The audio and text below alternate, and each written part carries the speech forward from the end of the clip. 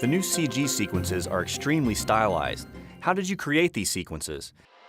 When it came to making CG sequences for a game like this, we felt that a unique artistic style would be far more appropriate than traditional CG, as Mr. Yoshida's art style was what really defined the tactics world. We wanted to bring that art to life. One of my earlier projects was the opening movie for a Japan-only release called Young Yangus's Dodgy Dungeons, a dungeon-crawling RPG set in the Dragon Quest world.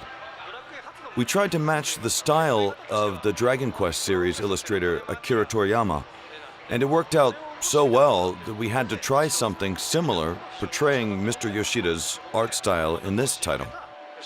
How did you decide which scenes to create in CG? There's a really funny story behind this.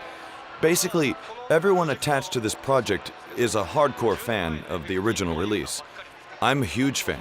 Our co-producer, Mr. Kosuge, is a huge fan. And our executive producer, Mr. Kawazu, is a huge fan. So we had a contest to decide which scenes to redo in CG. We all picked our favorite scenes and showed our list to each other at the same time. And almost everyone had chosen the exact same ones. All of us, being big fans of the game, seemed to be on the same page, so it was very easy to come to an agreement on which scenes to turn into CG sequences.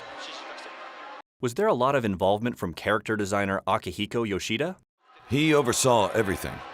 It was his art we were bringing to life, so there were a lot of things we needed him to check and approve.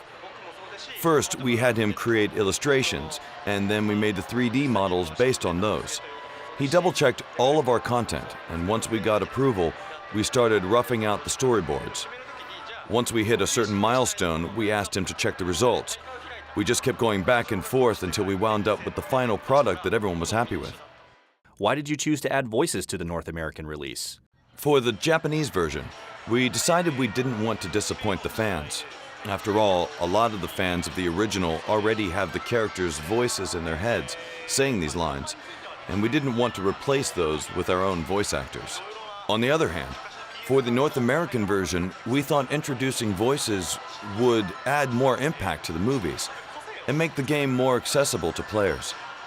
As creators, we were also itching to try out something new, something that we hadn't done in the Japanese version.